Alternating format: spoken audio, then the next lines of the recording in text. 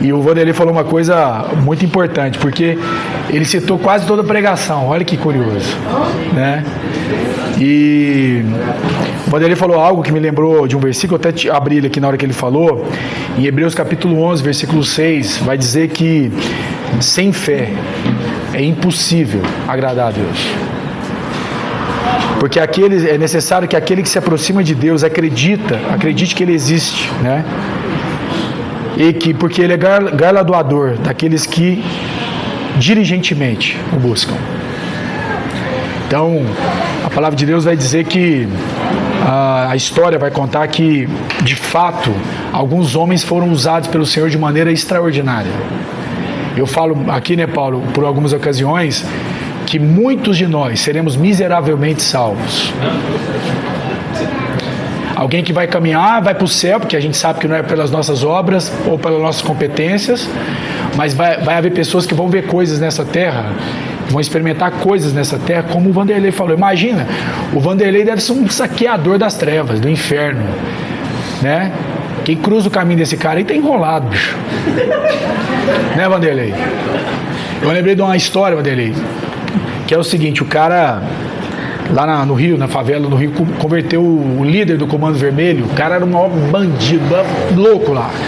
Aí ele converteu, é apaixonado com Jesus. Aí o pastor foi pregar lá e falou assim: pastor, se pode garantir que semana que vem os meus liderados, meus bandidos, vai estar tudo aqui na frente. Pastor, que bom, não sei o que, né? Aí ele chegou mais cedo, limpou a igreja, o próprio traficante lá, né? Separou 30 cadeiras assim na frente. O povo ia sentar, não, tá reservado. Aí o povo ia lá pro fundo, né? Aí o pastor pregou, fez aquela pregação bonita. Aí o pastor foi fazer o apelo no final para quem queria entregar a vida para Jesus. Aí o cara olhou pros bandidos dele, ninguém levantou, né? Vai lá todo mundo e é para aceitar Jesus. Aí o povo foi, né? Recebeu, o pastor orou pro povo, né? E o pastor constrangido demais, né? Chamou ele e falou assim: ô meu irmão, eu sei que você tá na tocha, você tá, né? Mas irmão, a Bíblia fala que não é por força nem por violência, é por, né? É por bondade e misericórdia. Ele falou: pastor, já entendi. Entendeu o quê? Que é o seguinte: o Senhor na sua sabedoria e eu na minha força, nós vamos conquistar o mundo inteiro. Vanderlei, mas que benção, Vanderlei, prazer de conhecer. Você volta para a sua cidade ou você fica? Então, eu tô pensando em voltar a morar aqui. Ô, irmão. Vou ficar aí por uns 10 dias. É? Tem outra viajada para o pessoal meu aí. Que legal. Você vai ser muito bem-vindo entre nós, viu? Nós estamos precisando de uns testemunhos assim de força, cara. Que privilégio. Ó, o privilégio foi nosso, viu? Não foi seu. A minha história virou conto da Mônica, verdadeira. Deixa eu te falar, você colocou o testemunho do Pedro Henrique no chinelo. Tá vendo, Pedro Henrique? Pensa, viu? Não, agora, tirando a brincadeira, Vanderlei, privilégio conhecer, viu, meu irmão? Eu fui muito edificado, eu sei que muitos aqui também foram, né? Porque a gente vê muitos desses testemunhos, às vezes distantes, né, de pessoas, né? E às vezes a gente vê algo tão próximo e é notório o que Deus fez na sua vida. Esse privilégio, viu, irmão? Queria depois poder te conhecer melhor, né? E aprofundar aí a nossa amizade, aí, se Deus permitir. Amém? Então, assim, ó, para não falar que eu estava mentindo, eu vou começar a ler no versículo, tá? Que está lá em Êxodo, capítulo 33. E está escrito assim no versículo 18. E ele disse, ele quem? Moisés, tá? Suplico-te, mostre-me a tua glória. E ele disse, ele quem? O Senhor. Farei toda a minha bondade passar diante de ti.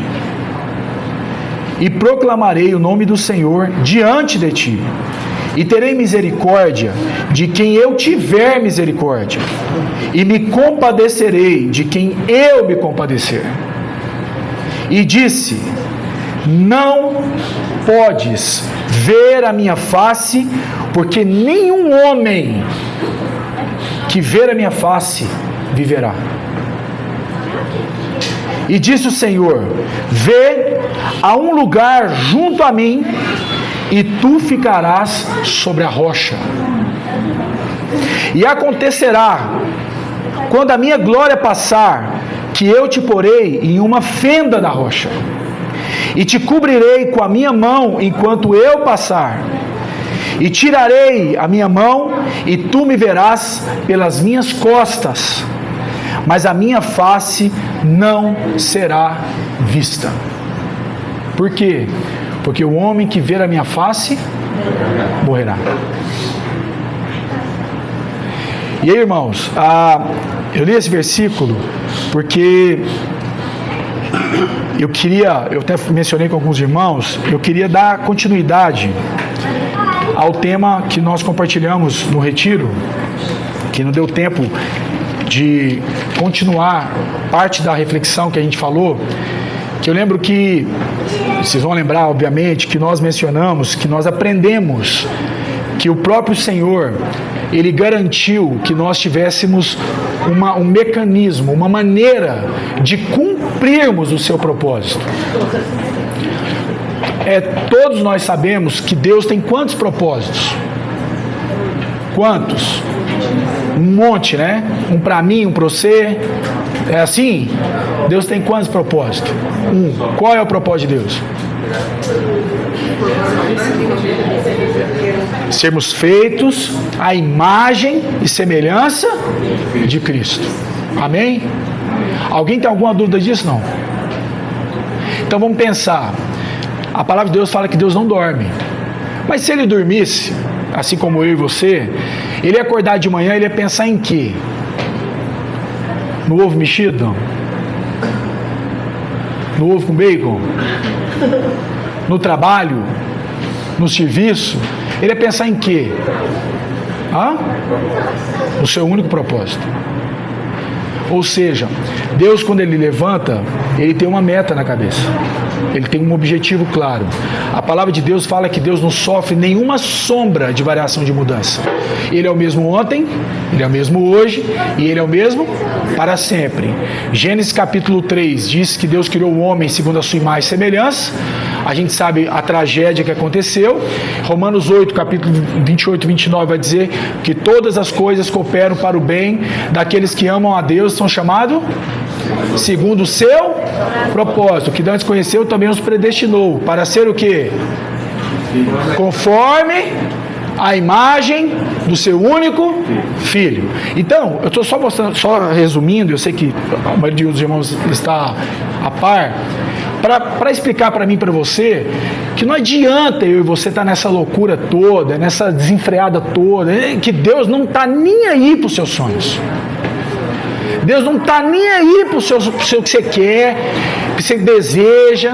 Essa conversa de sonho, gente, isso é coisa de capeta. Conversa de sonho é conversa de capeta.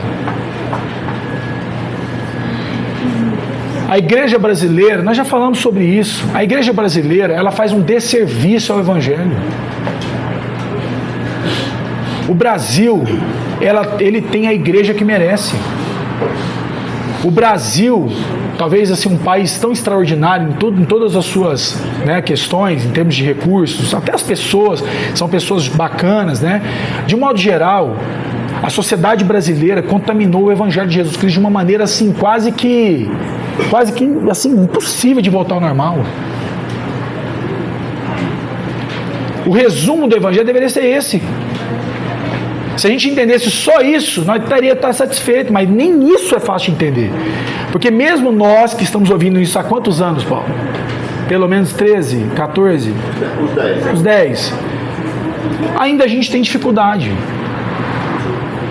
para entender que isso não é fácil.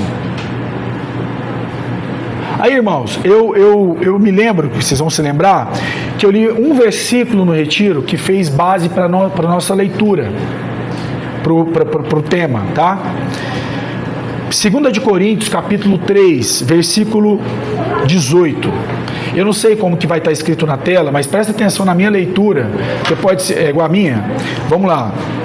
Mas a todos nós quem, irmãos? Nós quem, Paulo está falando?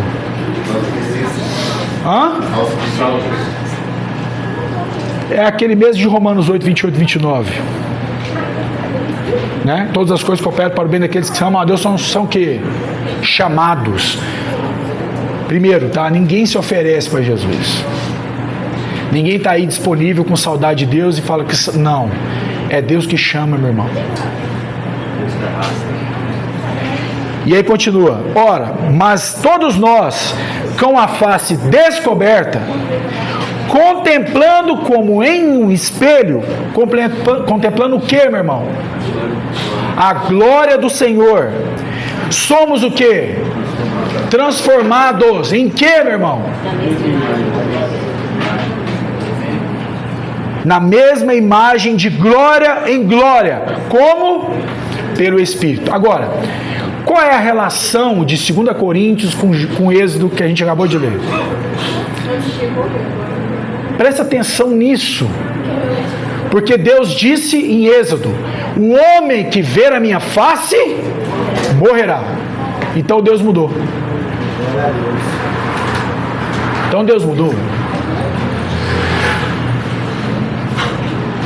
Portanto, o que o apóstolo Paulo está fazendo menção, esse texto que ele trouxe, está fazendo menção àquele momento em que Moisés desce do monte. Quando Moisés desce do monte, a partir do momento que ele tem essa experiência com Deus, como que estava a face de Moisés? Brilhando por causa de quê, meu irmão? Porque ele está sendo o quê? Presta atenção na dinâmica.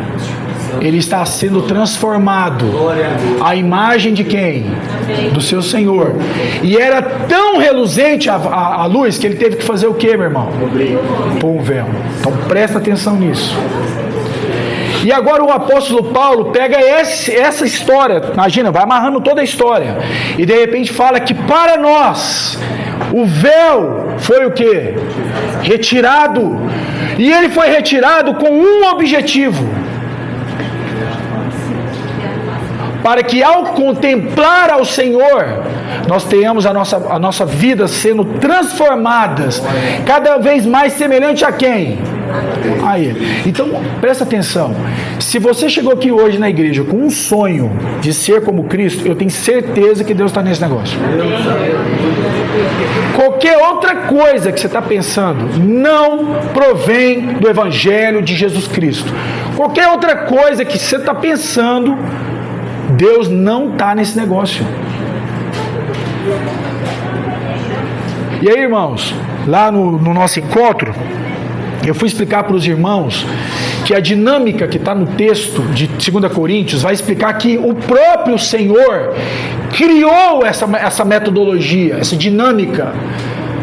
E é tão verdade isso, que esse mecanismo funciona até para quem está nas trevas. Eu vou dar um exemplo.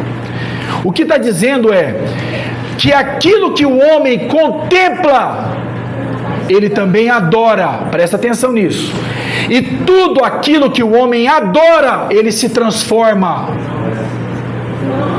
Então presta atenção, geração nossa. Ontem, eu não vou nem expor minha filha aqui, porque, né, filha? Então depois nós briga lá em casa. Mas hoje, você, eu, fazemos parte de uma estatística. A estatística afirma que um brasileiro comum passa 9 horas nas redes sociais. Contemplando o que, meu irmão? Eu vou te falar aqui que ele contempla. A mulher contempla o marido perfeito. O marido contempla o que? A mulher perfeita. Os filhos contemplam quem? Os pais perfeitos. Aí, eu vou dar um exemplo, tá? Tá lá o Mateus, fica naquele YouTube lá, que eu já tô na crise, aquilo lá, desgramada. Aí, de repente, o Mateus olha pro meu carro e já não serve mais.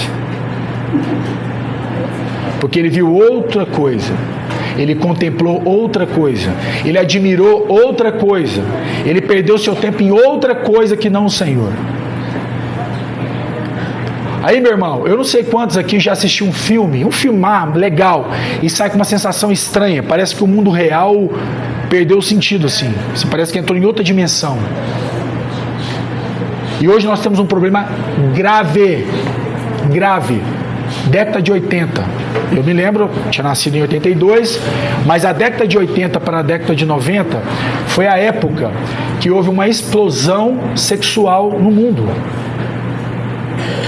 E essa explosão sexual se deu principalmente pelos meios de comunicação. Todos os filmes começaram a mostrar jovens e adolescentes tendo relação sexual. E aquilo começou a ser tão comum que todo filme que não tinha um ato sexual não era legal. E aquilo foi formando toda uma geração que chegou em nós. Então, eu lembro que o filme que fez parte da minha, essa parte de infância, era aquele filme... Ai, eu sempre esqueço o nome daquele filme, cara. Isso aqui é a vida, Curtindo a Vida Doidada. Lembra? Cara, e era legal o filme, que eu devo ter assistido umas 30 vezes aquele filme. Música do Beatles. Do Beatles? Aí, ó, você vê que tem gente que adora até hoje. Brincadeira, tô pegando seu pé. Assim. Agora, eu tô falando isso porque é triste, cara. É triste. Muitos de nós, a gente consegue recordar muito mais dessas coisas do que do próprio Senhor, sabia? Tem gente que canta as músicas daquela época e não sabe cantar um louvor do Senhor. Agora, eu não estou julgando, porque eu também estou no mesmo balaio, tá? Então, assim, eu me lembro que no filme, Curtir a Vida Doidado era ser completamente contra o establishment, ou o sistema. Era um filho que desobedecia o pai, era um filho que faltava a aula, era um filho que, jovem, adolescente, que não tinha onde cair morto, que vivia às custas do pai, transava com a namorada, usava droga, e isso era curtir a vida doidada. Pode parecer pequeno, mas aquilo influenciou toda a minha geração. Porque não foi só aquele filme foi a entrada. Foi só a entrada, o prato principal veio depois. E isso é muito sério, porque a gente está brincando com essas coisas e está achando que isso vai dar em nada, como se fosse algo simples. E aí, eu lembro que eu mencionei para os irmãos que no retiro, o próprio Senhor garantiu nas Escrituras, ou pelo menos na sua história, como que nós poderíamos contemplá-lo.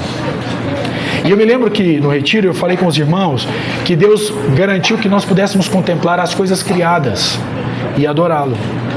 Paulo disse que as coisas criadas revelam o quê? A glória de Deus. E hoje você sabe mais do que eu que nós não passamos tempo com as coisas criadas. Hoje você vai no Parque Ibirapuera em São Paulo, que é um parque extraordinário. O Álvaro morou lá, né? O Álvaro vivia lá, né, Álvaro? Que é um lugar extraordinário. Cara, as pessoas passam, chegam lá, ficam no celular. Elas estão contemplando o quê? O que elas estão contemplando? Presta atenção, elas estão contemplando qualquer coisa que não é Deus. Você entende isso, não? Contemplar qualquer coisa que não é Deus vai te trazer problema. Porque Deus disse que as coisas criadas revelam a glória de Deus. E eu falei isso no retiro. A segunda coisa que Deus estabeleceu para ser contemplado é a palavra. Deus se revela por meio da sua palavra. Queira você, sim ou não? Então, a pergunta que fica para nós é: quanto tempo você tem passado contemplando a palavra? Você tem feito como nosso irmão Vanderlei, que ficou dias sem comer, contemplando, comendo como se fosse comida mesmo? Você tem passado o tempo pensando nisso? A terceira coisa que eu mencionei para os irmãos foi que o próprio Senhor garantiu que Ele se revelaria por meio do seu corpo, da sua igreja, dos seus filhos. A evidência disso foi o apóstolo Paulo, quando encontra com Jesus no caminho para Damasco, fala que resplandeceu uma luz, gloriosa, ao ponto dele ficar o quê? Cego. Agora presta atenção na dinâmica. Deus apareceu para Saulo, sim ou não? Sim. Aí ele começou a falar com Saulo. Pensa você agora vendo Deus, assim como Moisés queria ver. Aí você está olhando para Deus, Deus está te dando algumas instruções. De repente a instrução para Saulo foi: Saulo, vá até uma casa que lá te mostrarei o que você tem que fazer. Rapaz, você ia deixar Deus sair desse jeito? Eu falo: Deus, peraí. Eu tenho um monte de perguntas, eu quero começar desde Gênesis. Eu quero entender um monte de coisa que até hoje eu não entendi. Você vai sair assim? E ele saiu assim. E ele foi rápido. Converteu, pá, vai para uma casa que eu vou te mostrar o que você tem que fazer. Só que imagina Saulo dentro dessa casa, na expectativa, quem ia chegar? Agora ele podia ser uma legião de anjos, uns carros pegando fogo. Aí de repente Deus estava lá, viu um irmão sobrando lá chamado Ananias. Você nunca mais vai ouvir falar desse cara. Você imagina o ministério do Ananias. O Ananias correu muito mais risco do que eu e você. Porque quando Deus falou com o Ananias, o que ele ficou, Paulo? O que Ananias sentiu quando Deus falou com ele? Estranhado? Não, medo. Tá lá. Por causa de Paulo. Porque falou que o tal do Saulo estava num quarto esperando ele. Agora pensa, o maior assassino de cristãos da época. Imagina, Vanderlei. Deus falando para você, vai lá dentro que o Fernandinho Beiramar está lá te esperando. Só que o Fernandinho Beiramar nem chega perto de Saulo. Saulo era um assassino. O Fernandinho Beiramar tá as correrias dele lá e tá, né? Tá tudo bem. Agora, esse não. Ele não era só um assassino. Ele é um assassino de Ananias. De pessoas do tipo de Ananias. Só que pensa na dinâmica. Estou só corroborando com o que eu falei no retiro. Deus fez questão de usar quem, meu irmão? Ananias. Só estou mostrando para você que quando você despreza o corpo, você despreza o próprio Senhor. Quando você acha, como nós somos espiritualistas, não, se não for Deus falar comigo, eu não quero. Então eu vou te falar uma coisa, meu irmão. É muito mais provável que Deus não vai falar com você pessoalmente do que falar, sabia?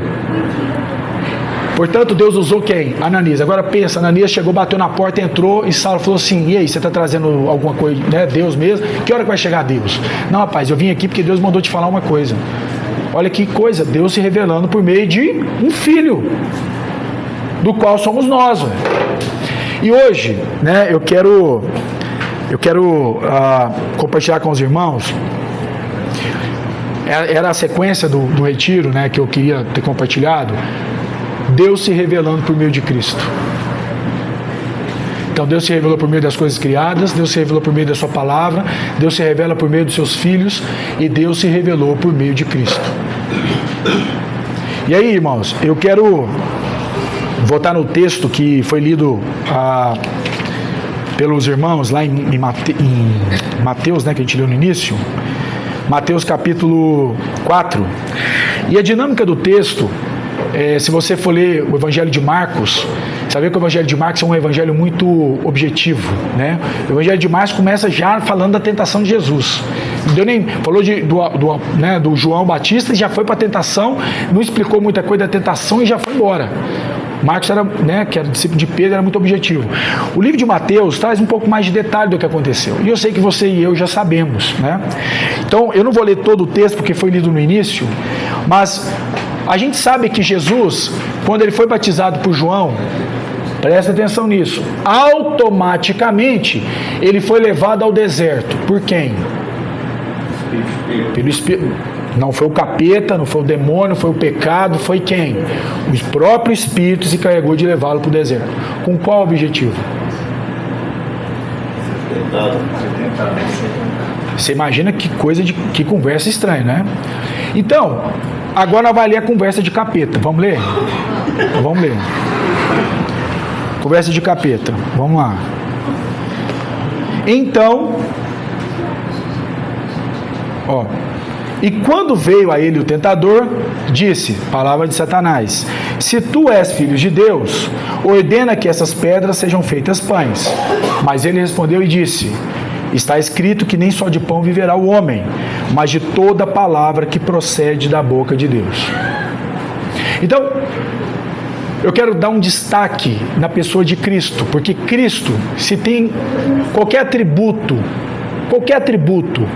poderoso, generoso, profundo, espiritual, está em Jesus, ponto.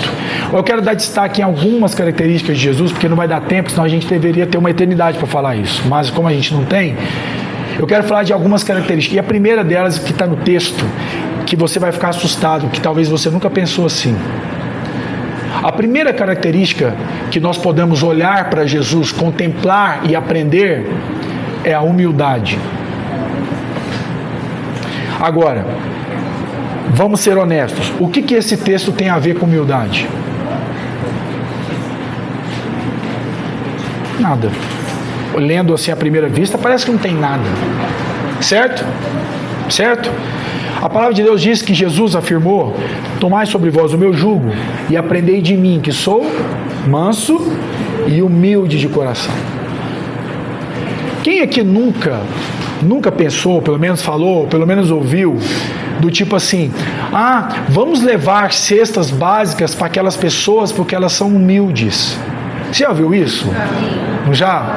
Porque para você e para mim, humildade é sinônimo de quê? De pobreza. Num país socialista, comunista como o nosso então, nós temos a sensação que todo pobre vai para onde? Para o céu. E todo rico? Simples assim. E a gente não percebe que tanto um quanto o outro é julgamento. Então você e eu temos um problema. E o nome é inveja. Amém? Inveja. Inveja. Que é o que o socialismo produz. Da mesma maneira que, o capitalismo produz ganância também, que também é outra desgraça. Ambos vão para o inferno, ponto. Tá tudo errado.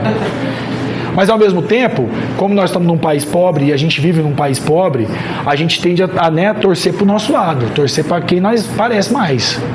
E esse é um problema grave. Mas, outro conceito de humildade que nós temos é quando fala assim: nossa, aquela pessoa ela é tão humilde, Porque parece que humildade é sinônimo também de burrice. Ela não sabe falar, ela não sabe ler, ela é humilde. A gente pensa assim. Mas vamos pensar, a Bíblia diz que Jesus é o quê? Humilde. Você tem dúvida disso? Não. Não. Jesus é dono do ouro da prata ou não? Então pobre não é. Do jeito que eu e você pensa de pobreza, se tem uma coisa que ele não é, era pobre. Mas não, a Bíblia fala que ele se fez. Mas ele era pobre, gente. Eu não estou falando que Jesus era, não estou falando desse rico que você está pensando, não. Mas não é isso não. Só estou dizendo para você que pobreza não tem nada a ver com humildade. Amém?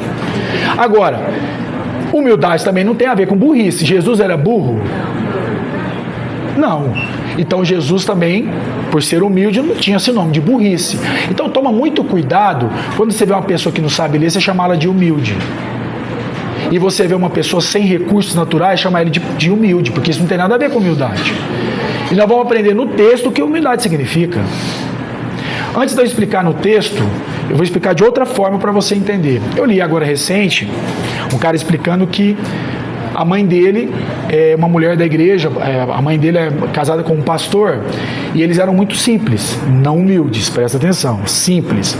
E eles receberam um convite para ir pregar numa igreja nos Estados Unidos, e eles nunca tinham pisado nos Estados Unidos.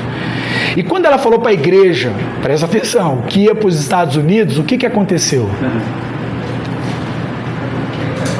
A igreja inteira pediu para trazer um negócio. Ela foi lá e fez o quê? Uma lista. Isso acontece. Fez uma lista. Só que aí, ela foi para os Estados Unidos e ela e o marido dela foi pregar em algumas igrejas e o marido dela vendo ela louca lá, correndo aqui, aí para uma cidade descobriu um negócio lá, não sei o quê. Aí o marido dela não aguentou, falou: bem, peraí.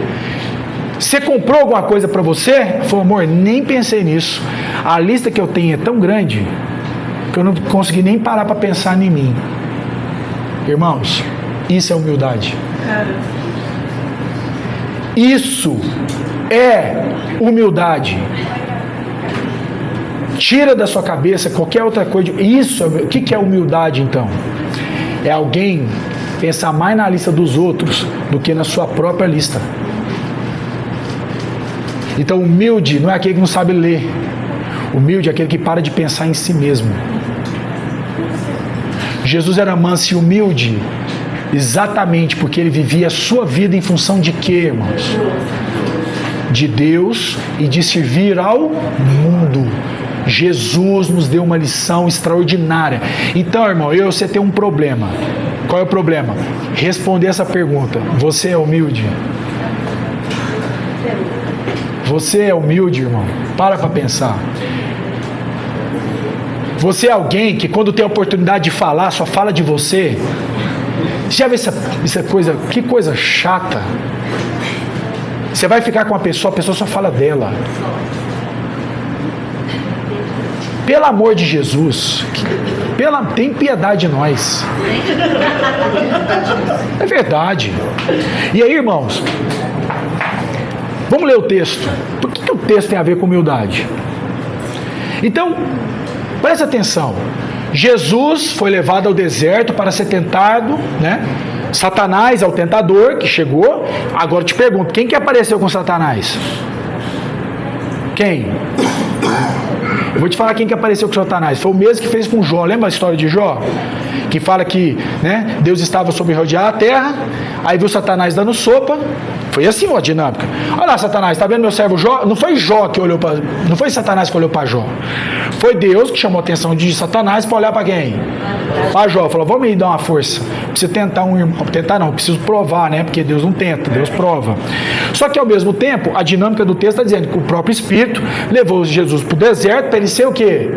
Tentado. Ao final de 40 dias ele teve o quê? Fome. Fome não é pecado, viu, gente? Passar fome não é pecado. Jesus provou isso para nós. Ele pecou? Não. Aí começa a tentação. Então presta atenção na primeira tentação. Se você é realmente o Filho de Deus, peça para que essas pedras se transformem em quê? Pão. E o que Jesus respondeu? Nem só de pão virá o homem, mas de toda palavra que procede da boca de Deus. Agora, por que isso é humildade? Porque a religião, ela tem produzido na nossa cabeça, presta atenção, você está achando que isso é cristianismo, isso não é. Jesus é humilde porque ele não usou o poder de Deus para o seu próprio benefício. Você entende isso, não? Então, quando você está gastando tempo em pegar o poder de Deus para resolver os seus problemas, você vai ficar igualzinho Jó. Você conhece a novela de Jó, você conhece a novela das 8, mas de Jó você tem que conhecer também, 42 capítulos. E foi no último capítulo que ele entendeu. Lembra como é que ele entendeu? Quando Jó orava pelos seus amigos. Está lá, 42. Foi só quando Jó entendeu o problema. Quem era o problema, Paulo? Era o Jó, ué. Porque o Jó vivia uma vida construindo o poder de Deus para quem? Para ele mesmo.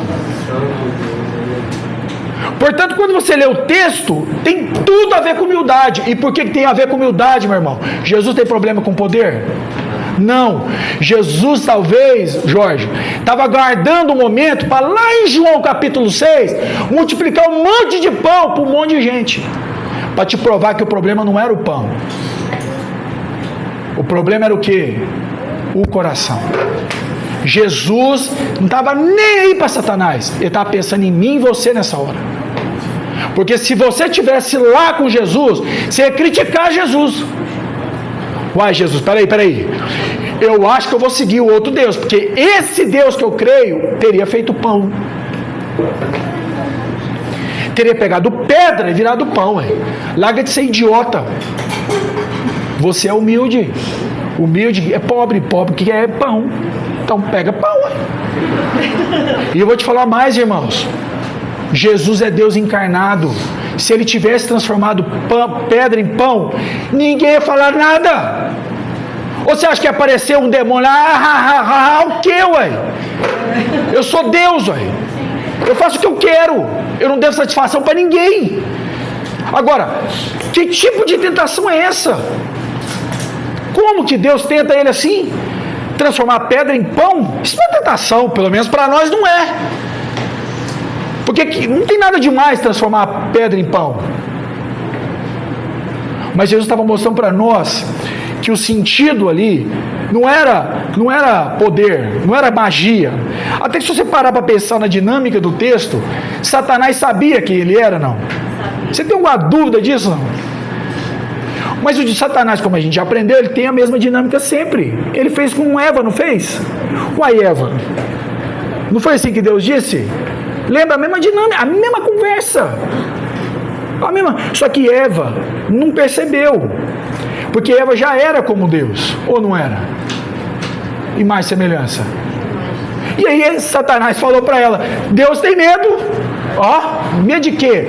No dia que você for como ele, de você ser conhecedor do bem e do mal. Conversa de capeta. Porque ela já era mais semelhante de Deus. O que ela queria mais?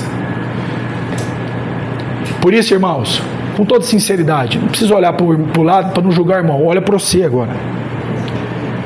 Hoje, terapeutas e terapeutas ganham dinheiro, muito dinheiro, por conta de um problema: de autoimagem.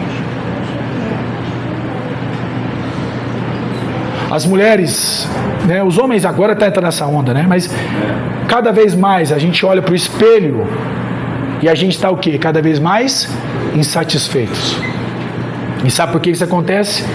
Porque a sua contemplação deixou de ser Cristo, ó, há muito tempo.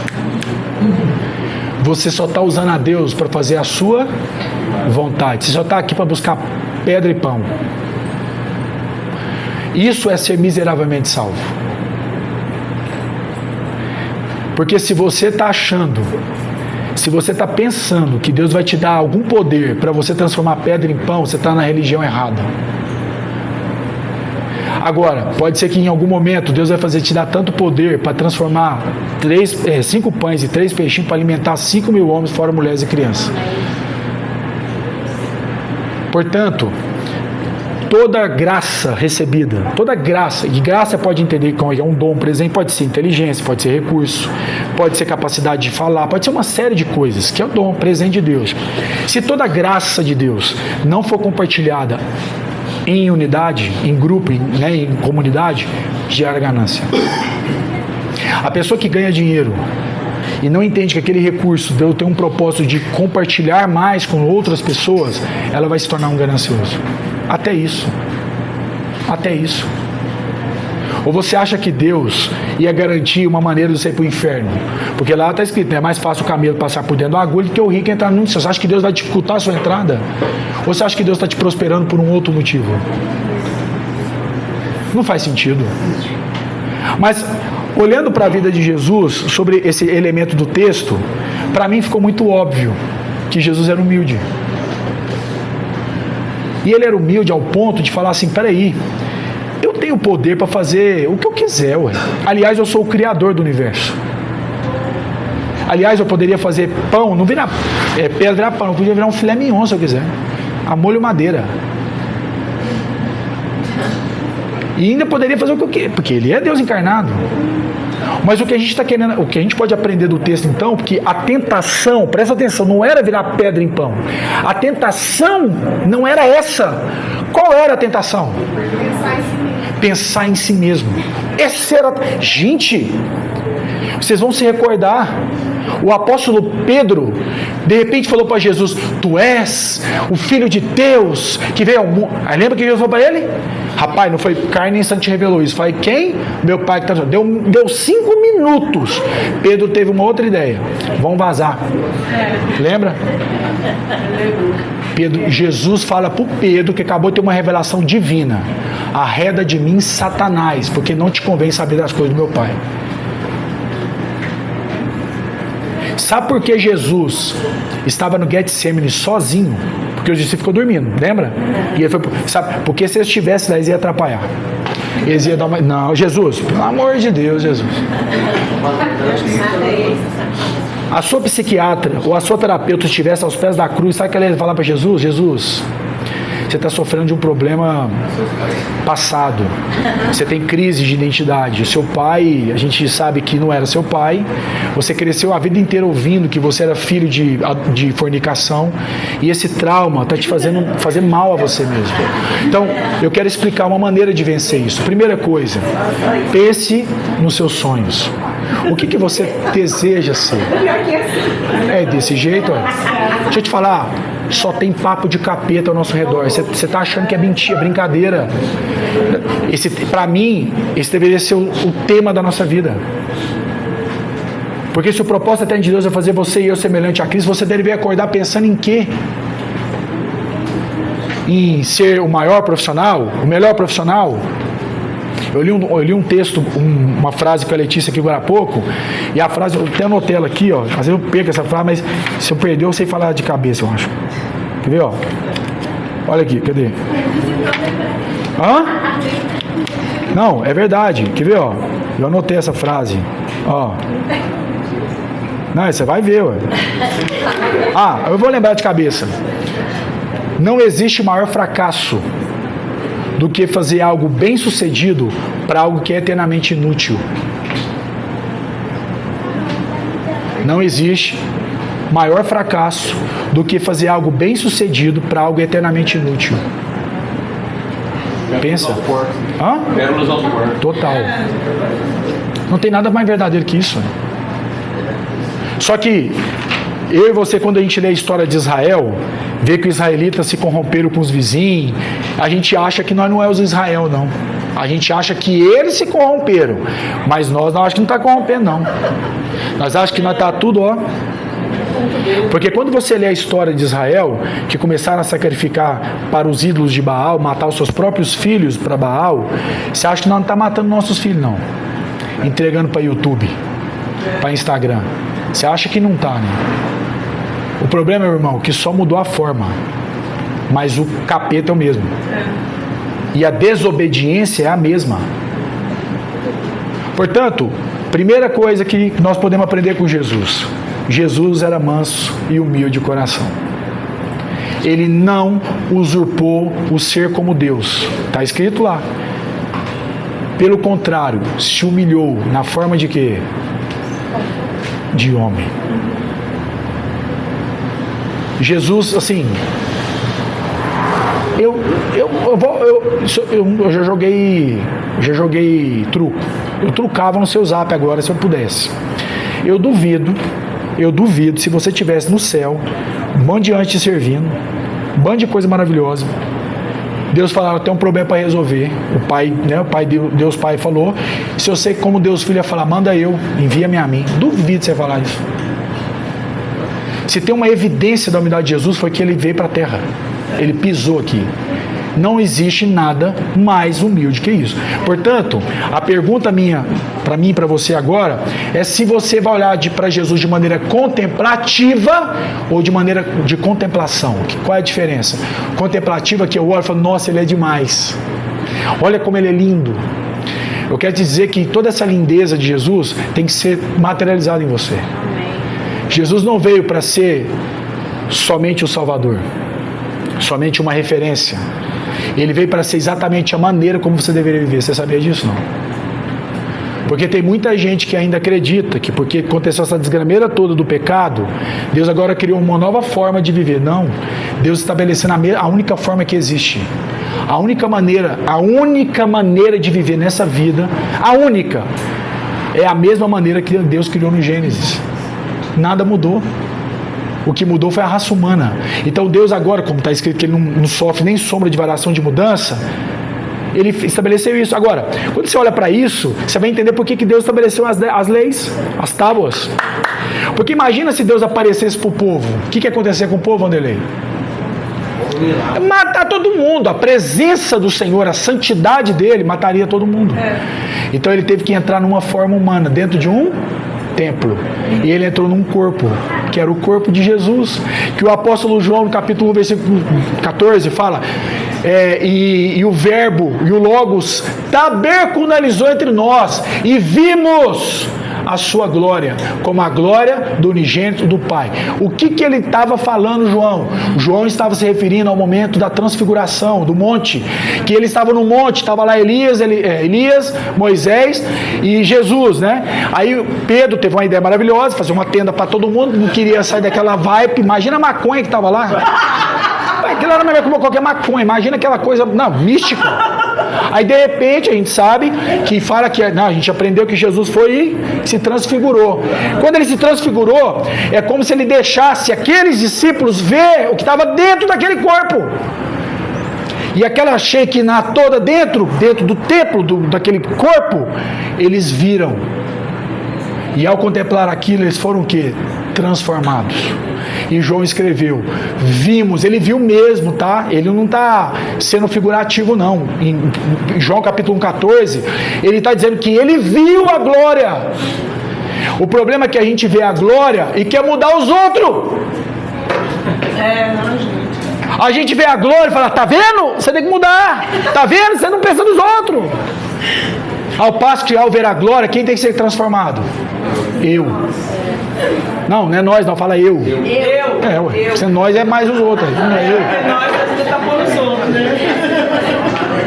Então, meu irmão, vou falar uma coisa para você. Eu e você, nós temos um problema para resolver. Porque é você que é responsável para onde os seus olhos estão olhando. É você que é responsável. Não adianta chegar aqui depois, culpar o Paulo, o Tiago, o Alvo, sei lá quem mais. Não adianta, é você que é o responsável. Eu quero ler um versículo para corroborar com isso. 1 de Coríntios. 1 de Coríntios, capítulo 15. Abram, quem puder. 1 de Coríntios. 1 Coríntios 15, 49. Olha o que o apóstolo Paulo disse. 49. Olha aqui. Olha o que ele falou. Assim como temos portado a imagem do terreno, assim também portaremos a imagem do celestial. Quando a Bíblia fala que nós somos como cartas vivas, é interessante pensar nisso. Porque carta foi feita para quê? E comunicar. E o próprio Jesus falou que nós deveríamos fazer as boas obras para que as pessoas, vendo as boas obras, glorificar quem? Ao Pai que está no céu. Pensa que loucura. Mas se a dinâmica da contemplação continua, se eles veem as boas obras e contemplam a glória de Deus, o que vai acontecer com essas pessoas? Podem ser transformadas também.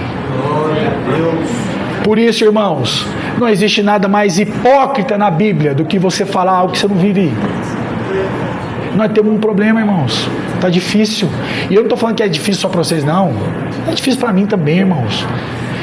O pau, como é que é? O pau que dá em Chico, dá aí também em Francisco.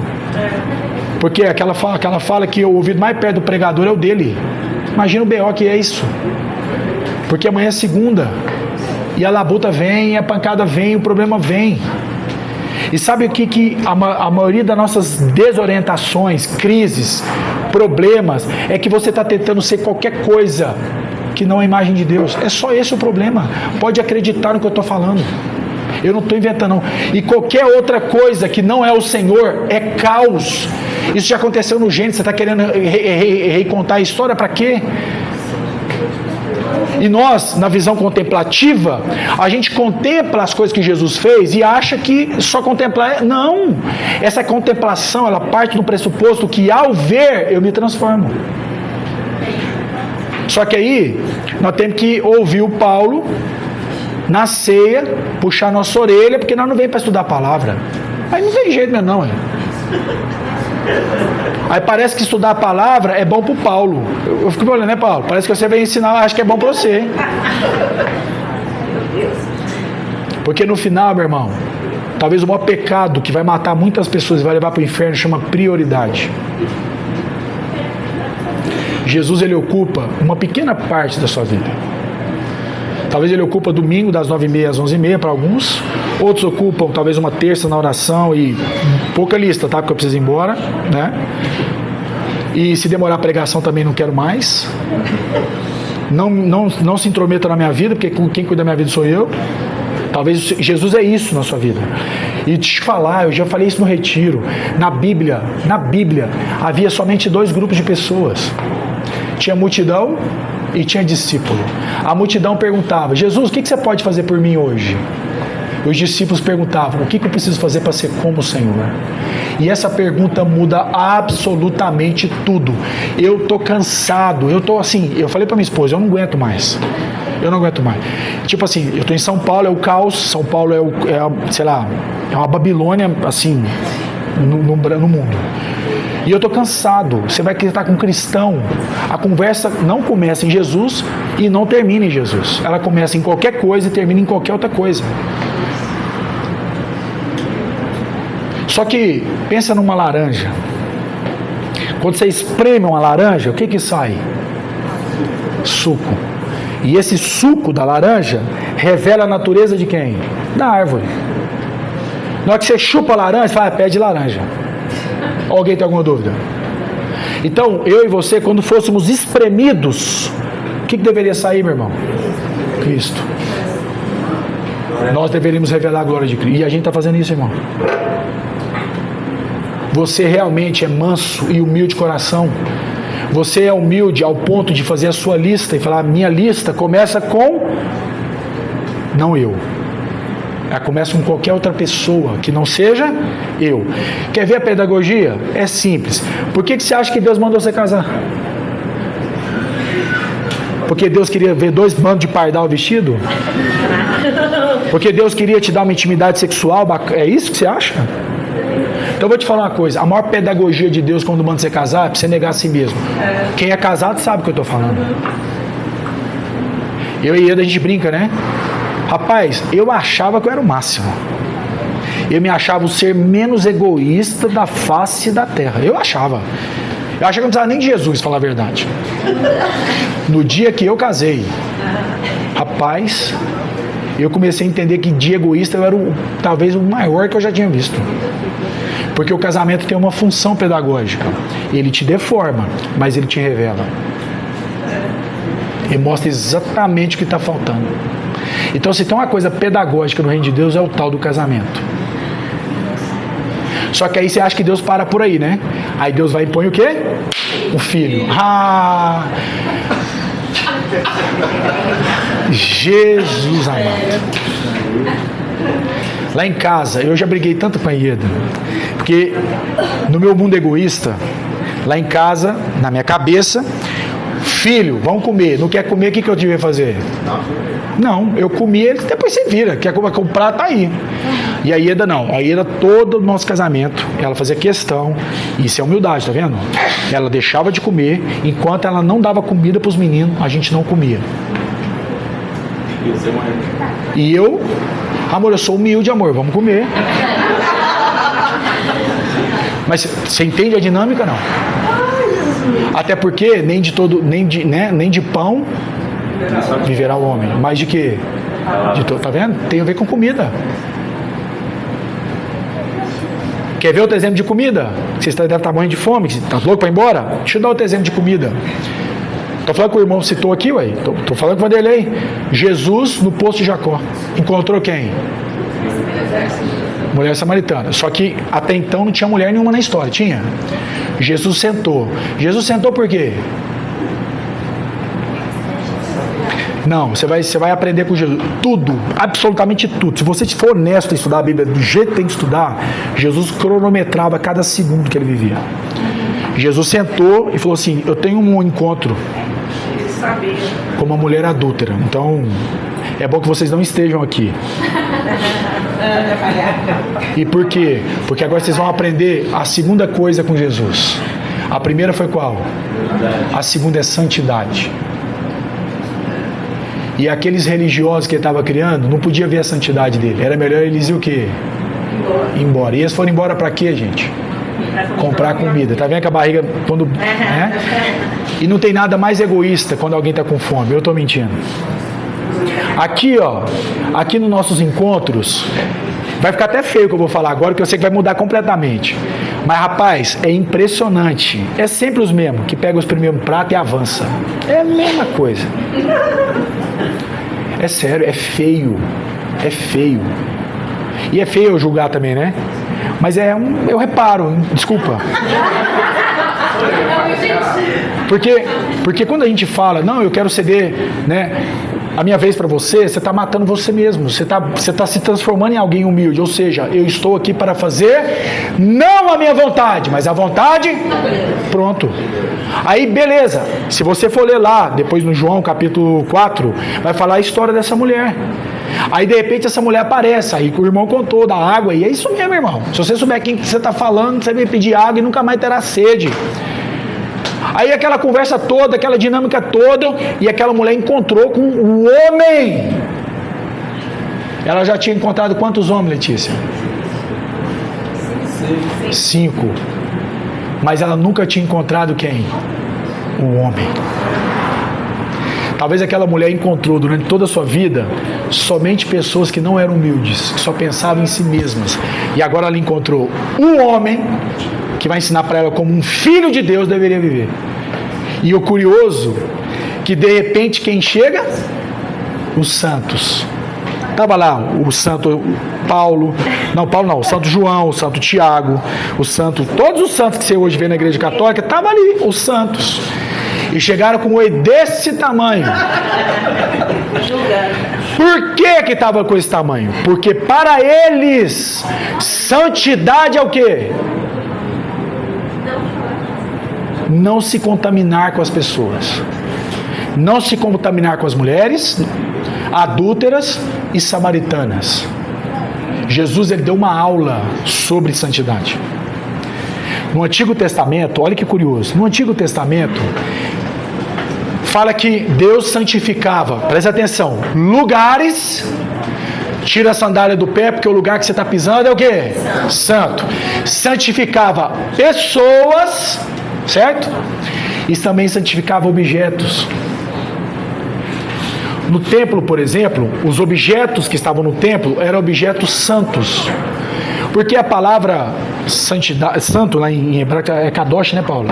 A palavra em hebraico para santo é kadosh. Porque a palavra kadosh significa ser apartado, separado, para ser usado para um uso exclusivo. Porque na sua cabeça e na minha, a gente acha que lá no templo tinha um vaso que não existia em lugar nenhum do planeta.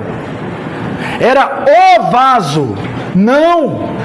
A diferença daquele vaso, que era um vaso separado, era um vaso cheio de defeito, cheio de problema, mal feito, mal acabado. Mas o que fazia do vaso ser valioso era que um Deus perfeito usava um vaso estragado, ou um vaso mal acabado. E a santidade então não estava que aquele vaso estava dentro do templo, aquilo não era a santidade.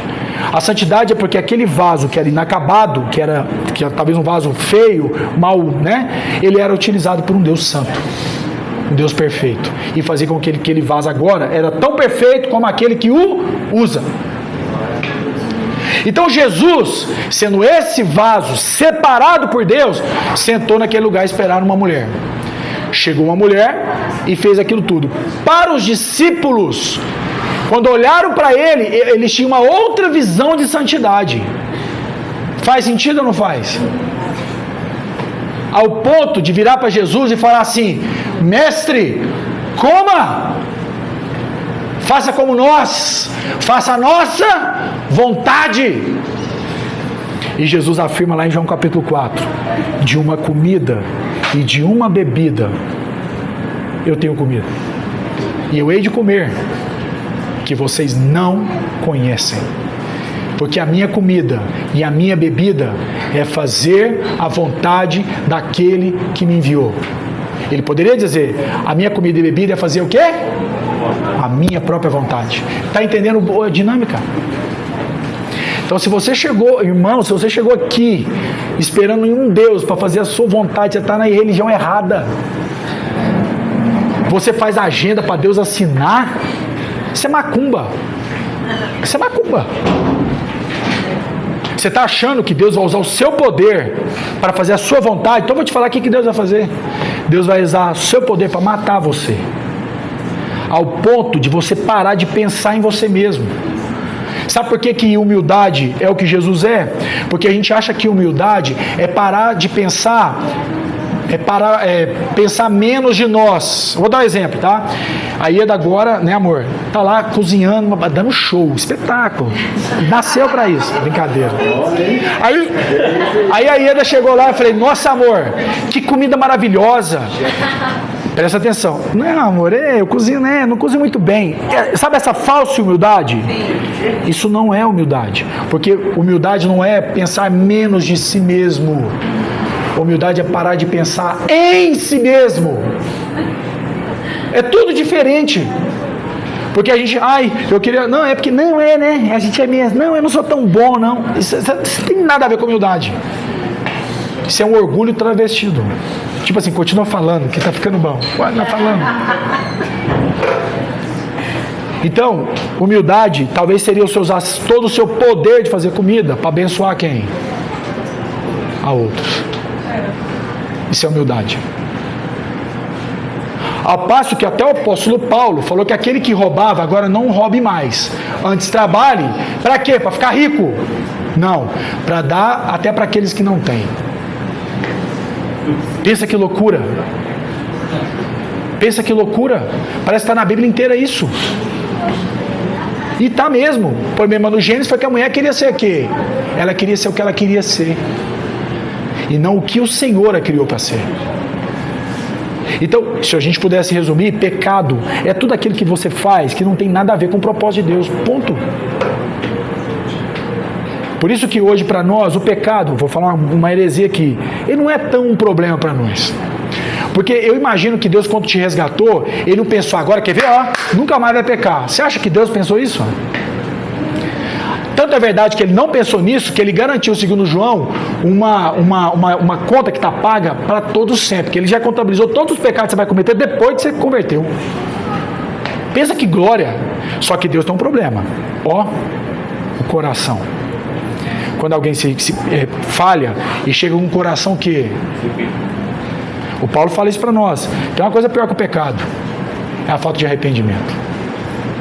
E para Deus não é diferente. Então, irmãos, santidade. A palavra de Deus diz que sem santidade ninguém verá ao Senhor. Sabe qual é o problema? Sabe qual é o problema? Que você está achando que santidade é levantar as mãos. Santidade é ler a Bíblia. Santidade para você talvez é cantar um louvor. Apesar que todos esses elementos são bons, mas santidade é ser apartado para um uso exclusivo de Deus. O próprio apóstolo Pedro fala sobre isso. Que nós somos uma nação santa, geração eleita. Para quê? Para sermos usados exclusivamente. Deus é um Deus exclusivo. Deus não entra naquela crise. Sabe aquele cara apaixonado? Que quando a mulher ama o outro e ama um pouquinho ele, fala, tudo bem, eu vou viver nesse amor. Deus não tem essa crise. A Deus vai falar, você quer amar Baal? Deus te abençoe. Outro Deus, porque eu não vou abençoar isso. Deus não é um Deus dualista. Deus não vai ficar dividindo o seu coração. Eu quero um pedaço. Nem com você Ele quer dividir. Ou sua mente e coração pertence completamente ao Senhor, ou você nunca foi dele. Nunca. Isso é religião, irmãos. Isso não tem nada a ver com Cristo, não tem nada a ver com o Evangelho. Ao ponto de Jesus dizer, se você não odiar pai, mãe, e filhos e filhas, mais do que odiá-los mais, no sentido me amar mais, você não é digno de ser meu discípulo. Tem muita gente que acha que Jesus está falando de um amor comparativo. Não. Jesus está falando de um amor contemplativo. Porque Ele mesmo falou que a gente deve honrar pai e mãe. Ele não está falando de você matar seu pai e sua mãe. Ele está dizendo que a única maneira de se amar verdadeiramente seus pais é amando Ele completamente. Porque você vai conseguir amar seu pai e sua mãe da maneira perfeita, como Ele ama. Então a pergunta que fica é, sejamos honestos, você é santo? Você, meu irmão, é santo? Você se santifica todos os dias? Você acorda pela manhã pensando nisso todos os dias? Mas então eu tenho que parar de trabalhar? Não, é o contrário. Você tem que mudar a maneira como você olha o trabalho. Porque se você é um vaso escolhido, e esse vaso foi feito para ser habitado por Ele, e Ele te colocou num lugar, Ele tem um objetivo, para que vocês façam as boas obras, e as pessoas vendo as boas obras, glorifiquem o seu Pai. Como é que o povo vai ver a boa obra se você lá na montanha? Eu lembro de uma vez um amigo meu, que ele é budista, ele veio me dar uma aula sobre budismo. Eu fui, eu querendo aprender, vai que eu virar budista, né? Me conta. Não, porque nós temos um negócio lá, porque na hora que você encontra o karma, assim, você vai para uma montanha. Eu falei, meu chapa, teve uns caras que foram pra montanha na Bíblia também, chama Pedro, João e Tiago. Aí na hora que eles viram a montanha, que o dia eu falei, rapaz, esse negócio de montanha aqui não funciona não. Nós temos que descer lá embaixo, lá que o bicho pega. Eu falei, então, ir pra montanha é fácil. Quero ver você enfrentar a sua mulher na segunda-feira. Quero ver você enfrentar o chefe na segunda-feira. E permanecer o quê? Santo. Então, irmãos, Você é humilde? Você é santo? Então agora vamos aprender a terceira coisa para nós ir embora. Sobre a identidade de Jesus. Nós já falamos aqui tantas vezes sobre identidade que eu acho que eu já perdi as contas. Mas se tem uma coisa que Jesus nos demonstra que tem tanto poder, era a convicção e a certeza de quem Ele era. Jesus, ele tinha tanta convicção sobre isso que o Josh McDowell, que é um cara que escreveu um livro chamado Mais que um Carpinteiro, ele escreveu no livro que ou Jesus é tudo aquilo que ele falou, ele seria o maior lunático da história. Como eu acho que ele não é lunático, eu acredito que ele é tudo aquilo que ele falou. Aliás, ninguém morreria da maneira como ele morreu se não tivesse identidade.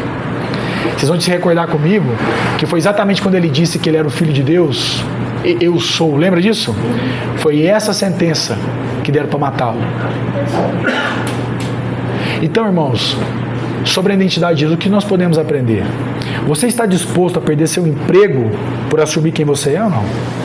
Você está disposto a perder a quem você ama, a família, ou qualquer outra coisa, simplesmente por assumir quem realmente você é? Porque não é você que está abandonando, você está entendendo, né? Não foi Jesus que, eu vou falar e eu vou me... Não foi isso não. Jesus abertamente revelou quem ele era, publicamente. E as pessoas decidiram o quê? Matá-lo. Então tem uma coisa que a gente pode ter certeza e seguro nessa terra, que ninguém que está nas trevas vai resistir, ou não resistir, vai querer confrontar, brigar, matar, quando alguém anuncia quem ele é. Quando você realmente anuncia quem você é, tem duas opções: ou ele te mata, ou você mata ele por meio da pregação do Evangelho. Ou a pessoa te mata ou ela se rende. Não tem outro termo. Quando você prega o Evangelho de Cristo. Porque quando você chega pro cara, ó, rapaz, eu conheço um Deus que vai mudar a sua história. Até aí eu vou junto, né? Aí de repente o cara fala assim, mas ele vai mudar. Você não é casado, ele vai arrumar um marido. Você está doente, ele vai curar suas feridas. Você é pobre, ele vai te fazer rico. É a religião moderna pregando. Se você reparar, é exatamente o que Satanás falou para Jesus no deserto. É a mesma conversa de capeta. O Evangelho de Jesus deveria nos constranger de tal maneira que a partir do momento eu não passaria a pensar em mais nada. Eu só ia passar a pensar nele, como que eu poderia ser fiel a ele, como é que eu poderia construir uma vida a ele, como é que eu poderia construir uma família para ele, como é que eu poderia construir amigos para ele, como é que eu poderia construir igreja para ele, é tudo para ele.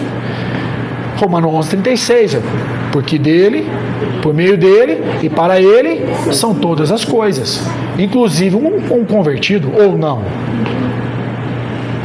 Por isso, irmãos, resumindo, contemplação. Você contempla as coisas criadas, a própria palavra, você contempla o Senhor por meio dos seus irmãos, você vai vendo que existem traços nos seus irmãos que refletem a Cristo ou não. Sabe aquela coisa de olhar para o irmão e falar assim, nossa irmão, eu sou... Sabe essa coisa que você não gosta nem de falar para não atrapalhar? Irmão do céu, eu queria... Nossa, eu gosto tanto de você. Você está querendo dizer que você vê algo, uma virtude nele, que reflete uma virtude de Cristo. Reflete todas? Talvez ainda não. Porque nós estamos tudo aprendendo a ser como Cristo. Não tem, é uma caminhada, irmãos. Alguns parecem um pouco mais, outros um pouco menos. Mas a vida do justo é como a luz da aurora, que vai caminhando até ser o quê? Um dia perfeito. O dia perfeito na Bíblia chama-se Cristo. Ele é o nosso Sabá. Shabá, né? Shabá. Ele é o sétimo dia. Você precisa ficar guardando o sétimo dia. Você tinha que guardar era todos. Você entende a diferença, não? O povo fica discutindo se adventista é de Deus, se não é, tem que guardar o sétimo. Eu falo, rapaz, não entra nessa discussão, não. Porque quem está em Cristo, ele guarda todo dia. Até porque ele se converteu em um templo. Você é morada de Deus em espírito. Se você é uma morada, você é um templo. Então agora você leva o tempo para a academia na segunda. Então imagina que você está na academia, aquilo é o quê? Um templo. É um templo. Todo templo não tem que ter tempo, sacrifício e sangue. Não era assim o desenho? Templo, sacrifício de Jesus e o sangue de Cristo. Um culto. Então eu estou cultuando a Deus agora 24 horas por dia. Essa conversa de se é sábado ou domingo, sai dessa conversa. Esse tipo de conversa é que gerou esse dualismo persa. Que você domingo vai na igreja, na segunda tem licença para matar. E essa falta de santidade que nós estamos convivendo, que é um relativismo, que aí um dia eu sou uma coisa, no outro eu sou outra, isso vai te destruir. Aí, rapaz, psiquiatria, terapia, remédio, não tem jeito. Porque nós estamos tentando ser uma coisa que nós não foi chamado para ser. Eu lembro quando eu casei, eu vou terminar com essa história, porque senão o povo não vai... Quando eu casei, eu sempre fui apaixonado com ferramenta, sempre. Mas quando eu casei, eu não tinha muita ferramenta, não tinha nada praticamente, eu não me preparei para isso, né? E eu lembro que um dia, aí eu não sei nem vai se lembrar disso, nós ganhamos lá um jogo de talher, maravilhoso, né, de casamento, né? E a Ieda me pega uma faca dessa, toda torta na ponta. Eu te dou R$100 para você adivinhar o que eu fiz. Eu usei uma faca para apertar um parafuso. Rapaz, eu dei a vida nesse parafuso. E esse parafuso não ia, eu apertava, não sei o que, e a faca torcia, eu distorcia a faca. O homem que é homem já deve ter feito isso. Não me deixa eu sofrer aqui no pecado sozinho. Rapaz, e essa Ieda chegou com toda a razão do mundo, né? Tadinha. A Ieda é uma santa. O que você fez com as minhas facas? Que nada, amor. Isso aí serve pra tudo. É pra apertar, pra comer, cortar frango. Não. Faca foi feita pra ser o quê? Faca. O nosso problema é que nós fomos feitos pra ser faca. Então, usando a faca, vai fazer qualquer outra coisa que não seja o quê? A função da faca. E eu vou te falar, eu nunca vi faca com tanta crise de identidade como aquelas que tinha lá em casa. Porque depois elas não servia nem para apertar parafuso e nem para cortar frango. Porque elas estragavam tudo. Você e eu somos desse jeito. Quando você é usado para fazer outra coisa, você se estraga e não serve para nada. E Deus falou o seguinte: vocês agora vão se tornar como saus insípidos, que não serve para mais nada, a não ser jogado no chão e ser o quê? Pisado pelos homens. Então, meu irmão, eu quero te falar uma coisa. Deus, Ele te fez, Ele te resgatou, e você não foi feito agora para ser seu. Para os solteiros aí que pretendem casar, vai nessa força, irmão. Fica firme. Esse é o caminho. Se você não casou, não teve condições ainda, casa com a igreja, irmão. Esse é o caminho. Esse é o caminho. Sirva até doer, sirva até morrer, sirva até o ponto de alguém falar assim: para de pensar nos outros, comece a pensar em você. No dia que você ouvir isso, você está no caminho certo. Entendeu? Para de ser alguém que está sugando a igreja. Para de ser alguém que só quer ser servido pela igreja. Seja alguém que quer dar vida pela obra de Deus. E esses elementos de cuidar de orfanato, isso são elementos pedagógicos que Deus permitiu. Até o próprio Senhor falou isso. Lembra, Paulo, quando Judas viu aquela mulher quebrando o vaso de alabastro, né? Que era um nardo raríssimo, caríssimo. Judas falou: que é isso? Que desperdício! Né? Como que você está fazendo isso? Isso custa muito dinheiro. Nós poderíamos ajudar tantos pobres com esse dinheiro. A gente sabe que era conversa de capeta. Jesus falou assim: não, Judas, não. Presta atenção. Os pobres, vocês terão sempre com vocês. Você sabe, rapaz, eu tenho umas ideias na minha cabeça. Você pode concordar, pode discordar, você é livre. Mas eu tenho hora que eu acho que Deus vai garantir pobre entre nós. O pobre é a certeza que você vai precisar negar você mesmo para abençoar ele. É a garantia que Deus deixou. Não tem lógica. Quer dizer, tem, né? Se você entender o evangelho, tem. Até porque se Deus botasse todo mundo rico aqui, meu chapa, eu vou te falar onde nós estávamos hoje. Maldivas, Pucon, montanha, Copa do Mundo, tá vendo? Tá vendo? Aí Deus veio nós ficar pobre, não tinha outro lugar para ir, nós temos que ir para a igreja. Deus é bom, não é? Deus é bom. Então, irmãos, eu quero agradecer os irmãos mais uma vez pela receptividade, minha família, a Ieda, né? A Ieda e as crianças, vocês sabem, né? Sentem saudade de vocês todos os dias, eu também, né? Então é uma bênção estar com vocês, privilégio poder louvar o Senhor juntos, né? Mas, irmãos, nós temos que sair dessa visão contemplativa. Nós temos que ter uma visão mais de contemplação. É uma ação. Isso precisa ser transformado na sua vida. Ou nós vamos continuar vivendo um evangelho miserável. Miserável. Miserável. Se ainda tudo que você tem a dizer sobre você, miserável homem que sou. Se tudo que você tem para pedir é sobre você, miserável homem que sou. Se tudo aquilo que você tem é ainda as suas mazelas, miserável homem que sou. A solução não está em você. Amém? E a solução de Cristo também não está em você. A solução em Cristo está nele. Contemplemos a Ele, adoremos a Ele, ao ponto de sermos iguais a Ele. Encerro com esse versículo, para provar, para dar evidência do que eu estou falando. Jesus disse: quem quiser, presta atenção, não é todo mundo.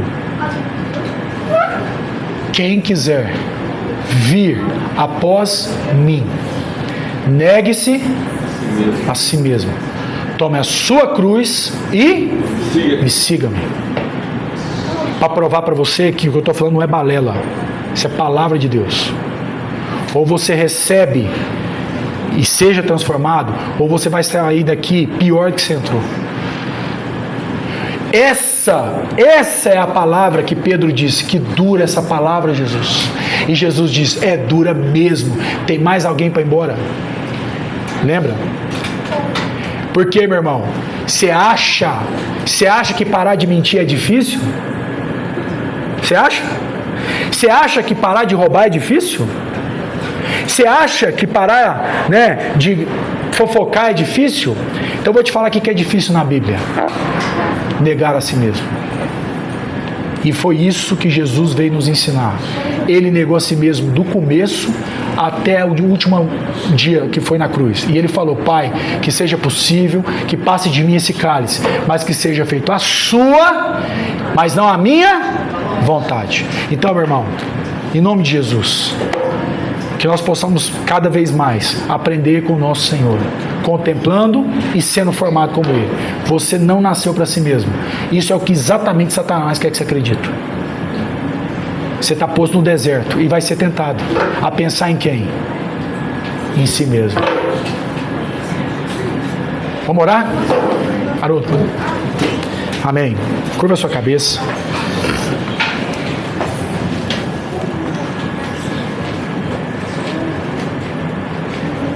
Amém. Deus de graça, Deus de misericórdia, Deus de bondade, nós te louvamos e te adoramos, Senhor, pela beleza da sua santidade, Senhor, pela beleza da sua prioridade, pela maneira como o Senhor nos amou. E o Senhor nos amou amando o Senhor primeiro. A maneira como o Senhor nos amou sangrou, Senhor. A maneira como o Senhor nos amou fez com que o Senhor negasse absolutamente toda a sua vontade. A maneira como o Senhor nos amou demonstrou uma tamanha fidelidade ao Senhor. E a vontade do Senhor é que cada um de nós, assim como foi com Cristo, esteja disposto e disponível a fazer não a nossa vontade, mas a vontade daquele que nos chamou das trevas para a luz. Qualquer outra coisa que passe dessa verdade, Senhor, que seja anátema, que seja destruído na nossa mente, Senhor. Nós não fomos feitos para fazer a nossa própria vontade, mas a sua vontade, Senhor. E assim, eu sei que é difícil para mim, Senhor, e também para meus irmãos. Por isso que eu te rogo mais uma vez, pela sua misericórdia, pelo teu Espírito Santo, que Ele possa nos convencer de todo o pecado, de toda a justiça, de todo o juízo, porque nós não queremos ser miseravelmente salvos, Senhor. Nós queremos ser completamente salvos. Salvos de nós mesmos, Senhor. Salvos de todo egoísmo que nós ainda temos, ó Deus. Nós queremos de fato viver uns para os outros. Dar a vida uns para os outros, Senhor. Assim como o Senhor ensinou em João capítulo 13. Quando o Senhor disse que o mundo veria a maneira como nós nos amamos uns aos outros. E as pessoas ao ponto de reconhecer que nós somos verdadeiramente seus filhos. Então não existe amor maior, como está escrito, como aquele que dá a própria vida em favor dos seus amigos. Por isso, Deus, nós ainda temos tanto a aprender com o Senhor. Tanto, Senhor. Porque toda teologia, Todo conhecimento humano, todo conhecimento bíblico, se não tiver a função de matar a nós mesmos, é religião, Senhor. Assim como foi com os hipócritas fariseus, que de muitas maneiras não entraram e impediam as pessoas de entrar e faziam delas filhas do inferno 2 vezes mais. Nós não queremos ser esse povo, Senhor. Nós queremos ser conhecidos como um povo que nega a sua vontade, que está disposto a tomar a sua cruz e segui-lo em tudo. Por isso, Senhor, que todo o poder que o Senhor nos der, que toda virtude, que todo recurso, que seja para a sua glória, que a sua glória está em servir ao Senhor, e também, assim como Cristo, servir ao mundo. Nós o glorificamos quando a gente serve ao mundo, porque ao servir ao mundo, nós negamos a nós mesmos e somos como Cristo, e é só isso que importa, Senhor. Por isso, Deus, em nome de Cristo Jesus, a partir de hoje, Senhor, ao ler um livro, eu quero aprender mais para ser melhor para os outros, e não melhor que os outros. Quando eu ganhar algum recurso, não é para que eu quero ser melhor que os outros, mas para que seja melhor para os outros. Que nós possamos aprender, Senhor, a maior viagem que o ser humano pode fazer é da primeira pessoa do singular para a primeira pessoa do plural. A maior viagem é do eu para o nós, ó Deus. Não há nada mais difícil de viver do que isso. Portanto, Senhor, que no próximo domingo, na próxima terça, ou quinta-feira que seja, que a gente possa estar disposto aqui, para que a gente possa estar disposto a negar nossas próprias vontades, às vezes de querer ficar em casa, de ver uma série, de ver qualquer outra coisa, porque é a sua vontade que importa. Por isso, graças a Deus por essa igreja, Senhor. Graças a Deus pelas agendas que são pedagógicas, Senhor. As agendas são pedagógicas porque elas nos ensinam a aprender uns com os outros e também a negar a nós mesmos, Senhor. Por isso, Senhor, muda a nossa prioridade, Senhor. Muda a nossa maneira de ver a vida. Muda a nossa maneira de enxergar uns aos outros, Senhor. Porque eu tenho a sensação que nós estamos equivocados, ó Deus. Parece evangelho, tem cheiro de evangelho, mas por dentro está morto, Senhor, como um sepulcro caiado. Mata a nossa própria vontade, Senhor. Tira essa religião, tira essa capa de aparência, Senhor. Tira essa aparência que parece que está tudo bem, se por dentro está morto, Senhor. Eu não quero mais viver para mim mesmo, Senhor. Eu quero viver para o Senhor, pela maneira pela qual o Senhor nos chamou, Senhor. Quebra, Senhor, a nossa vida, Senhor. Humilha, Senhor, as nossas vidas, ó Deus. Não permita que a gente saia daqui como a gente entrou, Senhor. Que hoje seja um dia como que aquela mulher, Senhor, que foi encontrada no poço, Senhor, e teve a vida completamente transformada, independente do que ela tinha feito, Senhor. Porque o que ela fez não importava, Senhor. Importava o que ela vai fazer daqui para frente, Senhor. A maneira como ela vai viver a vida, olhar para a vida, Senhor. A nossa vida é um sopro, Senhor. É um sopro. E o que a gente faz dessa vida importa por toda a eternidade para o Senhor. O Senhor está olhando para nós e procurando verdadeiros adoradores que o adorem em espírito e em verdade. E adorá-lo é contemplá-lo, e contemplar é ser como o Senhor, e não de maneira apática, mas de maneira ativa, ao ponto do mundo olhar para nós e reconhecer o Senhor. Assim como Jesus em Colossenses foi dito que Ele é a imagem do Deus invisível. Nós somos a imagem do Deus invisível, a imagem que o mundo não pode ver, Senhor. Essa imagem que se o homem vê, ele morrerá, Senhor. Assim como o Senhor usou o corpo de Cristo, o Senhor usa o nosso próprio corpo, Senhor, para manifestar a sua obra, manifestar a sua glória. Mata a nossa apatia, Senhor. Mata a nossa falsa religião, Senhor. Se cada versículo que eu aprender, se não apontar para isso, é religião, Senhor. E foi exatamente isso que Jesus veio ao mundo: destruir a falsa religião, Senhor. Eu não quero fazer parte disso, Senhor. Eu quero ser como o Senhor em tudo. Mata-nos, ó Deus, mata. É por isso que a cruz existe, Senhor, para nos matar todos os dias, para fazer a sua vontade e não a minha vontade, Senhor. Por isso eu te agradeço, Senhor, e te louvo, porque o Senhor é maravilhoso, Senhor.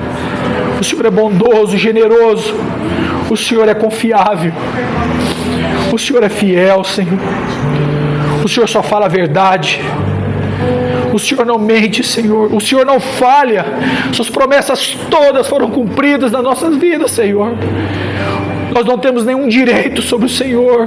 O Senhor não está devendo ninguém nessa igreja, Senhor, nem no mundo.